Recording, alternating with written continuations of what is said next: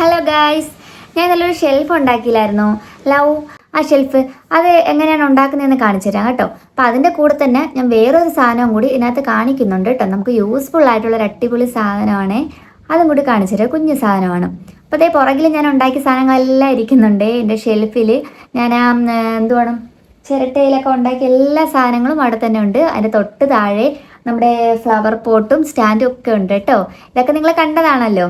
അപ്പോഴേ ഞാൻ ഇന്ന് കാണിക്കുന്ന വീഡിയോ നിങ്ങൾക്ക് ഇഷ്ടപ്പെടുവാണെങ്കിൽ ഉറപ്പായിട്ട് നിങ്ങൾ ലൈക്കും അതുപോലെ തന്നെ നിങ്ങൾ കമൻറ്റൊക്കെ അറിയിക്കണം കേട്ടോ. പിന്നെ ആരെങ്കിലും സബ്സ്ക്രൈബ് ചെയ്യാതെ വീഡിയോ കാണുന്നവരുണ്ടെങ്കിൽ ചാനലൊന്ന് സബ്സ്ക്രൈബ് കൂടി ചെയ്യണം കേട്ടോ. അപ്പം നമുക്ക് വീഡിയോയിലോട്ട് പോയാലോ?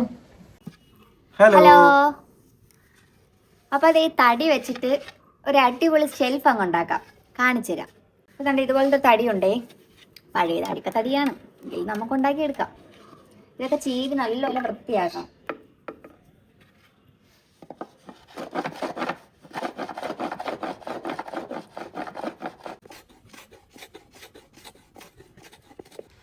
ഈ തടി ചീവലൊന്നും എനിക്ക് വലിയ പിടുത്തമില്ല. പിന്നെ അണ്ണൻ പറഞ്ഞു തരുവാണ് ഇങ്ങനെ നീട്ടി ചീവ് അപ്പോഴും നല്ല രീതിക്ക് പോകുന്നുള്ളൂ എന്നൊക്കെ. അപ്പോൾ അതുപോലെ നോക്കിയിട്ടൊക്കെയാണ് കേട്ടോ ഞാൻ ചീവി കൊടുത്തത്. ഒരു വിധമൊക്കെ ഒപ്പിച്ചെടുത്ത് കേട്ടോ. പിന്നെ നമ്മുടെ രണ്ട് സൈഡും ചീവി കളഞ്ഞിട്ട് ഒന്ന് ലെവല് പിടിച്ചിട്ട് ആ ഒരു അഴുക്ക സ്ഥലം ഉണ്ടല്ലോ, അഴുക്ക പോർഷൻസൊക്കെ ഒന്ന് കട്ട് ചെയ്ത് അങ്ങ് മാറ്റി കൊടുക്കുവാണേ. എന്നിട്ട് ഇതുപോലെ ഒന്ന് ഹാക്സോ ബ്ലേഡിന് കട്ടും കൂടെ ചെയ്ത് കൊടുക്കുവാണ് കേട്ടോ. കട്ട് ചെയ്യുന്നത് എനിക്ക് വലിയ കുഴപ്പമില്ലാന്ന് തോന്നും. കാരണം എന്താണെന്നല്ലേ, വെളുത്ത തടിയായതുകൊണ്ട്. നല്ല കാതലുള്ള തടിയാണെങ്കിൽ അണ്ണനെ കൊണ്ടേ പറ്റത്തുള്ളൂ കേട്ടോ, എനിക്ക് പറ്റത്തില്ല. അങ്ങനെ 2-3 പീസുകളൊക്കെ കഷ്ടിച്ച് ചീവി ചെത്തിയൊക്കെ ഞാൻ കൊടുത്ത് ബാക്കി കുറച്ച് പീസുകളൊക്കെ അണ്ണൻ തന്നെ ചീവി വൃത്തിയാക്കി എടുത്ത് കേട്ടോ. കട്ട് ചെയ്ത് ചീവി എടുത്ത് എന്നിട്ട് ഇത് തറയിലൊക്കെ വെച്ചിട്ട് ആ ഒരു ഷെൽഫ് അറേഞ്ച് ചെയ്ത് നോക്കുവാണ് കേട്ടോ. നമ്മൾ ഈ ലവ് എന്ന് പറയുന്ന ആ ഒരു ലെറ്റേഴ്സിലാണല്ലോ ഇത് ഉണ്ടാക്കുന്നത്. അപ്പോഴതിൻ്റെ കറക്റ്റ് അളവ് പിടിച്ചിട്ട് തറയിലിട്ട് തന്നെ നോക്കുവാണ് കേട്ടോ. Correct LOVE.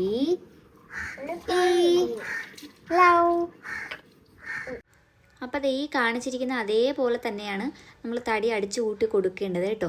ഇനി കാര്യം സിമ്പിളാണല്ലോ, എല്ലാം കറക്റ്റ് അളവിലൊക്കെ നമ്മൾ അറുത്തിട്ട് അറേഞ്ച് ചെയ്തതല്ലേ. ഇനി അതേപോലെ തന്നെ ആ പാറ്റേണിലൊന്ന് ആണി അടിച്ച് കൂട്ടണമെന്ന് മാത്രമാണ് കേട്ടോ.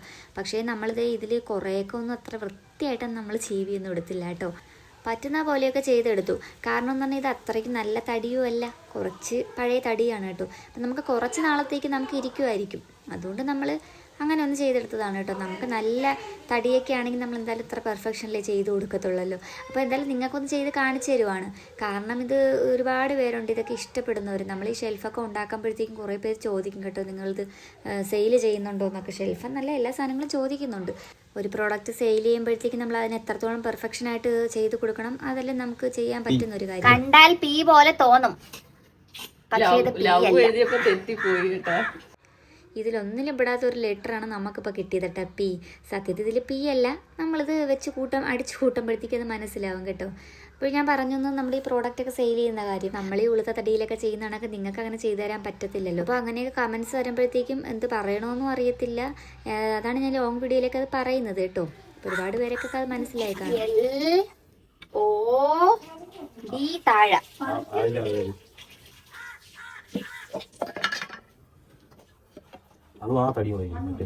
അങ്ങനെ എല്ലും ഓയും ഒക്കെ കഴിഞ്ഞിട്ട് അടുത്തത് ഈ വി ആണ് അടിച്ചു കൂട്ടുന്നത്.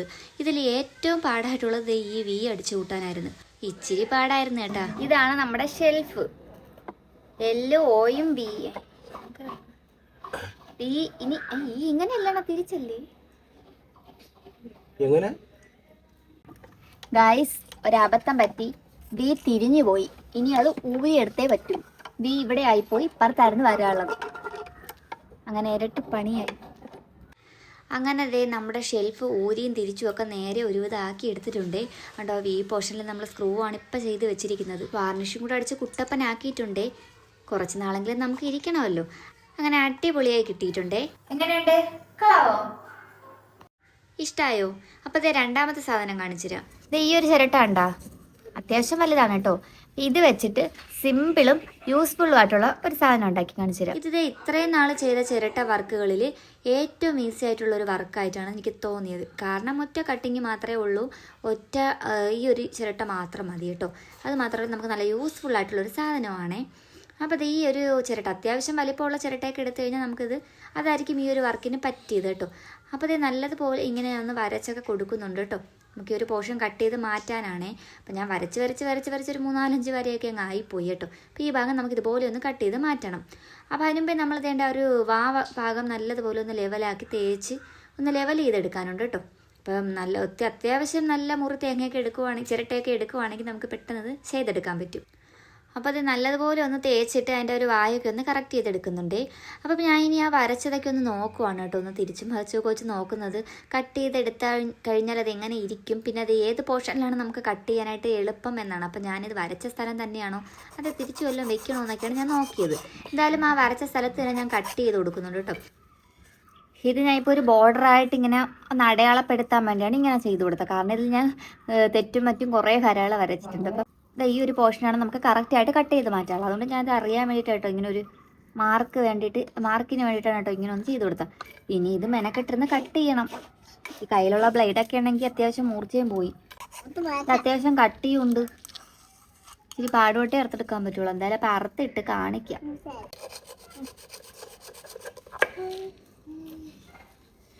തുള വീണ് ഇവിടെ കട്ടായിട്ടുണ്ടേ.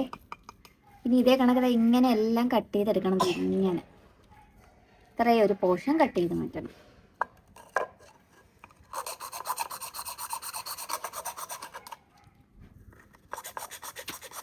ഇച്ചിരി കട്ടിയുള്ള ചിരട്ടയാണ് ഞാൻ എടുത്തത് കേട്ടോ. അതുകൊണ്ട് ഒത്തിരി കട്ട് ചെയ്തെടുക്കാനും ബുദ്ധിമുട്ടായിരുന്നു. അപ്പോൾ അതേ ഇതേപോലെ കറക്റ്റായിട്ട് ഞാൻ ഇളവി വന്നിട്ടുണ്ട്. ഇളവി വന്നതല്ല, നമ്മൾ കട്ട് ചെയ്തിങ്ങ് എടുത്തതാണ്. അപ്പോൾ അത് നല്ല രീതിക്ക് കിട്ടിയിട്ടുണ്ട്. അപ്പോൾ ഇനി നമ്മൾ ഇത് തേച്ച് വൃത്തിയാക്കലാണ് അടുത്ത പരിപാടി.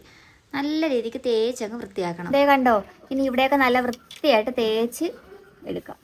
ഭയങ്കര വൃത്തിയൊന്നും വേണ്ട, ഒക്കുന്ന പോലെ തേക്കാം.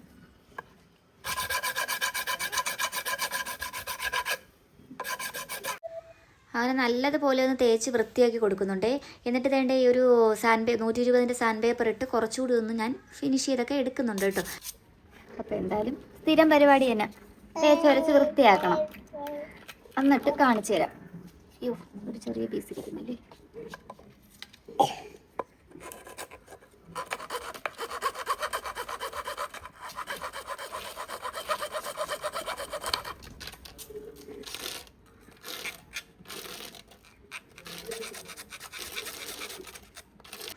ഇതിൻ്റെ പുറം വശം ഏകദേശമൊക്കെ ആക്കി എടുത്തിട്ടുണ്ട്. ഇനി ഇതിൻ്റെ ഉൾവശത്ത് നമ്മൾ ആ തേങ്ങയൊക്കെ ചിരവുമ്പം വരുന്ന ആ ഒരു ഇതുണ്ടല്ലോ, അതിൻ്റെ ആ തേങ്ങയുടെ പൊടിയൊക്കെ അതൊക്കെ നല്ലതുപോലെ ഒന്ന് ചുരണ്ടി വൃത്തിയാക്കി കൊടുക്കണം കേട്ടോ. അതിൻ്റെ ഇടയിൽ ഋതുക്കുട്ടനും മുന്നോട്ടിയും കൂടെ ഒടുക്കത്തെ അടി കൂടൽ തന്നെ. എൻ്റെ അടുത്ത് വന്നിരിക്കുകയും ചെയ്യും, എന്നാൽ അടി കൂടുകയും ചെയ്യും. അപ്പോൾ കണ്ടില്ലേ, ഇതുപോലെയൊക്കെ ഒന്ന് വൃത്തിയാക്കി എടുക്കുന്നുണ്ടേ. ഋതുക്കുട്ടന് സങ്കടം സഹിക്കാൻ വയ്യാതെ എന്നെ വിളിക്കുകയാണ്, അമ്മ മിന്നു എന്നെ അടിച്ചമ്മ എന്നൊക്കെ പറയുന്നു. അങ്ങനെ ഞാൻ പോട്ടു മക്കളെ എന്നൊക്കെ പറഞ്ഞ് സമാധാനിപ്പിച്ച് അങ്ങ് പറഞ്ഞു വിട്ട്. ഇനി വേണ്ടേ നമ്മൾ ചുരണ്ടി വൃത്തിയാക്കിയിട്ട് ഇതിൻ്റെ പുറത്തേക്ക് നല്ലതുപോലെ വാർണിഷ് കൂടി ഇങ്ങനെ ഒന്ന് അടിച്ചു കൊടുക്കുന്നുണ്ട് കേട്ടോ. വൈൻ ഗ്ലാസ് ഒന്നും ഫിനിഷ് ചെയ്ത് അത്രയ്ക്കൊന്നും ഇത് തേച്ചിട്ടില്ല കേട്ടോ. അതിൻ്റെ ആവശ്യമില്ല കേട്ടോ, നമുക്ക് ഇത്രയും തന്നെ തേച്ചാൽ മതിയാവും. അപ്പോഴേ അങ്ങനെ ഇത് നല്ല രീതിക്ക് വാർണിഷും കൊണ്ട് അടിച്ചു കൊടുക്കുന്നുണ്ട്. ഇതിനിടയ്ക്ക് തന്നെ റെക്കോർഡ് ചെയ്യാൻ സമ്മതിക്കാത്ത ഋതുക്കുട്ട മണ്ടി ഒട്ടിക്കുകയാണ് കേട്ടോ. അതാണ് നിങ്ങൾ ഈ എരപ്പ് കേൾക്കുന്നത്. അങ്ങനെ എന്തായാലും ഇത് ഫിനിഷ് ചെയ്തെടുത്തിട്ടുണ്ട്. ഇനി ഇത് ഉണങ്ങിക്കഴിഞ്ഞ് കഴിഞ്ഞാൽ നമുക്ക് ഇതെന്തിനാണുള്ളതെന്ന് കാണിച്ചു തരാം.